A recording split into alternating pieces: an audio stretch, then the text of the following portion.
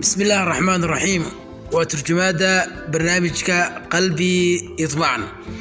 وحن بلابنا حلقة دي لحية تمناد حلقة دي لحية تمناد وحن كسو قادنا عافماتك قيس وحو بلابيا برنامج كيسي خير رقاها مركن وحو كفرنا يا دالك عراق وحو تغيا نين دأهان دحدحاده وسلاميا وحو دونيا إنو ريستو ninka magaciisa waxa la yiraahdaa Saddam waa bila shaqo waana bila dakhli waxa uu ka mas'uul yahay qoyska kooban 9 qof shan kamid ah caruurtiisii waxa uu ku waayay sabab xanuun dartii xanuun bay u dirteen waraysigan ayaa dhaxmaray isaga iyo qays baa ka oranaya halkan shaqo ayaa u timid miya sax Saddam baa oranaya ha qays halkan uu ku wareysanayo ninku waxa weeyaan waa goob lagu sameeyo qalabka inta badan jiingadaha iyo waxyaabaha laga shaqeeyo in nijaarka ku shaqeeyo si fadhiisanaya darkii uu xidhanaya marka nijaarka uu ku shaqeeyay waxa uu imanay markaas Saddam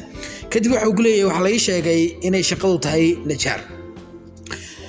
Saddam baa ornayha waxayna ii sheegeen inay u baahan yihiin halkan lafteeda nijaar bay u baahan yihiin qays baa ka oranaya wax ma akhrida ama wax ma qortaa wuxuu oranayaa maya aniga oo yar ayaa mataqaanay adeerkay ima ogolaanin inaan dugsi tago qays baa ka oranay hadda ka hor ma waxaad ka shaqeyn jirtay nijaar baad ku shaqeyn jirtay Saddam baa oranaya maya weligii hore uguma shaqeyn kadib waxa wax ku saabsan nijaarnimada mataqaanaa buu ku leeyahay qays Saddam baa oranaya miyuu waxba kama aqaano waxaan isku dayay inaan waqti badan geliyo oo aan bartay buu leeyahay kadib qays waxa uu sharaxayaa habka loogu shaqeeyo qalabka kuwa looxyada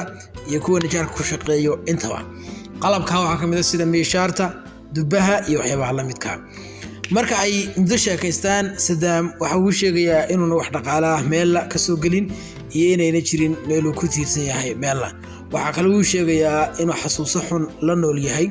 ay soo mareen wiilkiisii yaraa oo 2 sano jir ahi inuu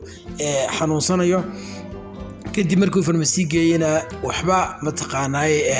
laga qaban kar waayay mudaafir 10 shaac isagoo arkina ilmihii uu dhintay xaaskiisina markaa uu sheegtay xasuusa xun darteed ayuu la nool yahay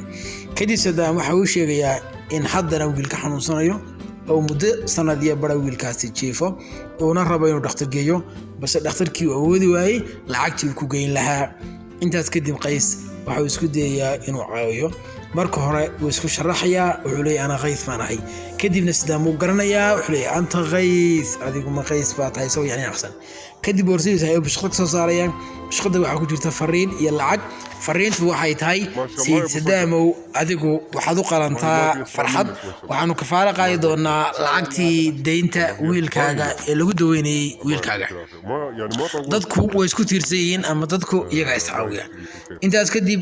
odaygii uu ilmeynayaa ilmo farxadeed ayuu markaa ilmeynayaa kadibna uu dhunkanayaa uuna qorqoreynaya markaa isaga oo faraxsan